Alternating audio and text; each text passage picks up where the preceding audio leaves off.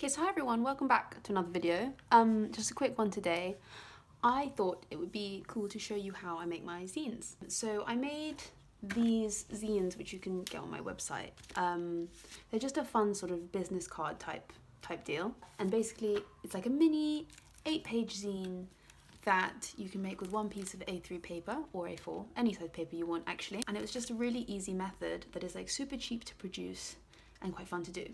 So I'll just show you how this works with a piece of paper first of all, and then I'll show you how I construct the actual things. But the only things you need for this are a pair of scissors and a Pritt stick. This is a really big Pritt stick.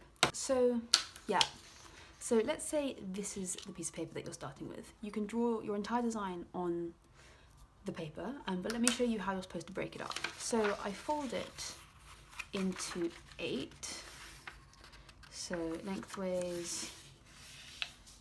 I'm going to open it up, fold it in half, then I flip it over and fold the 2 edges into the center crease. So basically it's folded in 8. Then I fold it in half and I cut along this center line. But I don't cut all the way to the edges. So how I'll do that is I will cut it in half. This is just to show you how to do it. And then have it like this. Just pinch it together and fold it. And it should fold into a little booklet like this. So obviously this would be the front.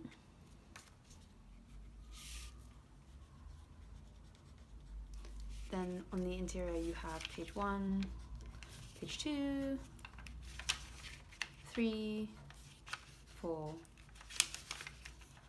5, and 6. And then you have the back.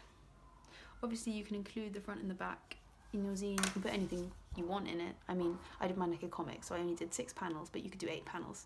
Really doesn't matter. And if we unfold it, you see how you're supposed to lay it out.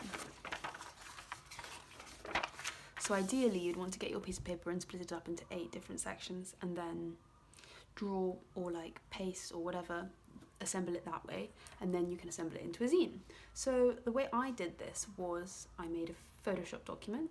I did all my drawings at the front and the back, reversed the pictures as appropriate to whether they should be upside down or right side up.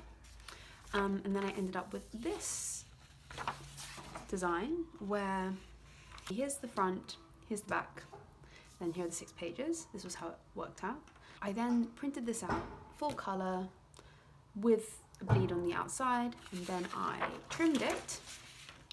And then you have this, which you can print as many as you want, fairly cheaply, and you don't have to mess around with staples or whatever, so it's super convenient. And so in order to get from this to this, you just do the same thing which I did with the little white piece of paper. So you fold it lengthways. These are never perfect because they are handmade, but I think that's quite nice. And then you fold it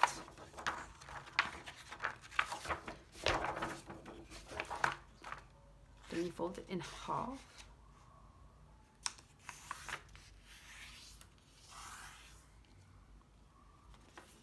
Then you flip it over and fold it into 8.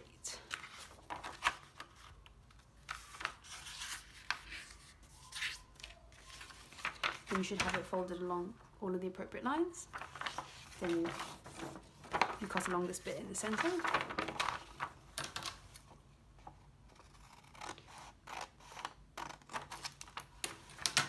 And then you fold it up.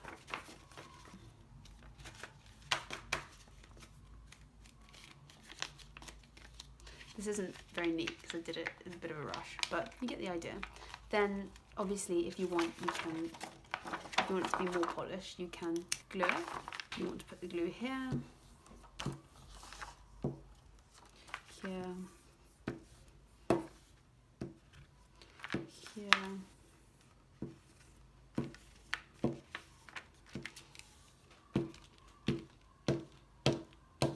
and there.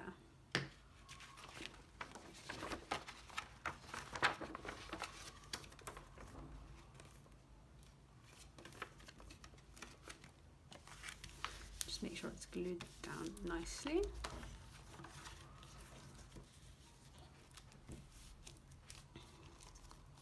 And then sometimes you'll get a bit of an overlap on the sides, and that's fine. What I tend to do is I just trim this off.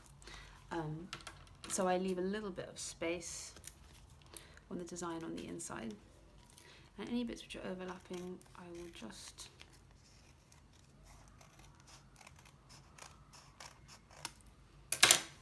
trim off. And some overlapping on the bottom. I think one of the nice things about zines is that they are meant to be sort of handmade and self-produced, so it doesn't matter if they're not completely perfect. And yeah, that's how you make a zine. So I hope you enjoyed this video. If you're interested in purchasing one of my zines, just follow the link in my bio to my portfolio and you can buy them there. Yeah, I hope this was useful. Stay tuned for the next video on Monday, and I hope you have a great week. Bye!